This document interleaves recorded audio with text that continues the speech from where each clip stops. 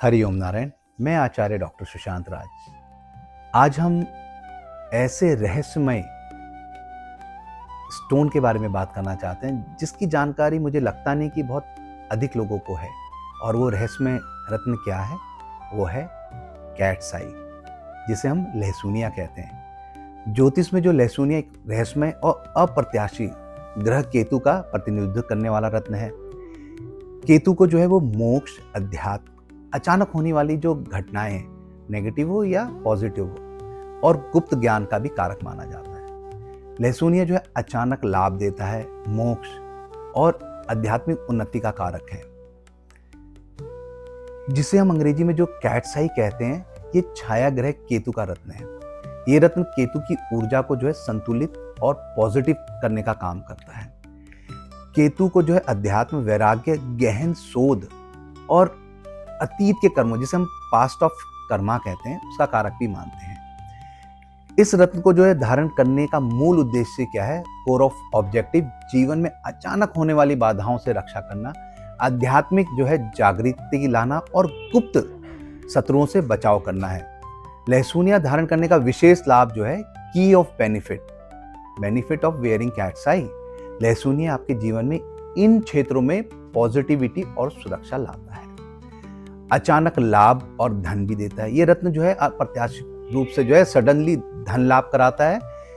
Share बाजार हो, सट्टेबाजी हो या लॉटरी जैसे क्षेत्रों से जुड़े लोगों के लिए अत्यंत लाभ ला सकता है और लाभकारी होता है, लेकिन इसे हमेशा सावधानी से पहनना चाहिए।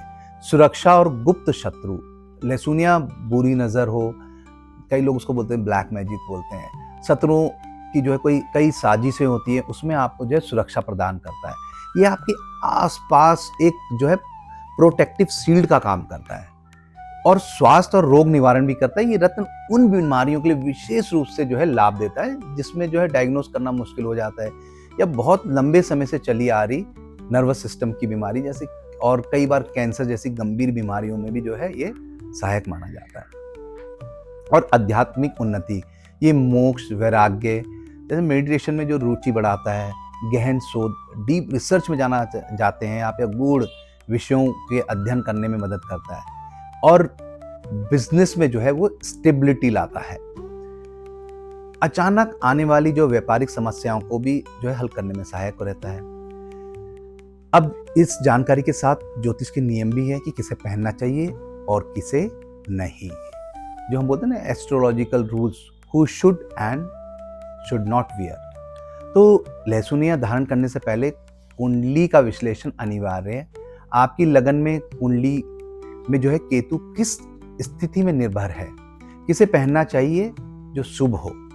तो कुंडली की स्थिति में अगर केतु की महादशा चल रही हो, केतु कुंडली के 6, 8वें, 12वें भाव में बलवान हो, या जिस भाव का स्वामी के साथ बैठा हो वे अशुभ हो, जिन लोगों में अक्सर अचानक नुकसान या स्वास्थ्य की समस्याएं होती हो, विशेष सलाह जो है लहसुनिया बहुत शक्तिशाली रत्न है।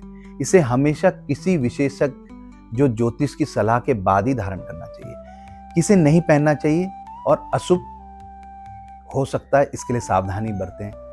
जैसे निर्बल या कमजोर मन वाले जातकों को इसे पहनने से बचना चाहिए, क्योंकि ये आपके अंदर जो है भ्रम पैदा करेगा, कंफ्यूजन हो जाएगा, मानसिक जो अस्थिरता बढ़ सकती है। और किसके लिए केतु अशुभ फल दे रहा है हो या नीच स्थिति में हो, बिना विशेष सलाह के कभी भी धारण ना करें। अब धारण की बात आई है तो धारण की विधि और अनिवार्य सावधानियां भी जान लेते हैं। लहसुनिया का जो है पूरी तरह से लाभ, फुल बेनिफिट लेने के लिए इन नियमों का आप पालन करना जरूरी है।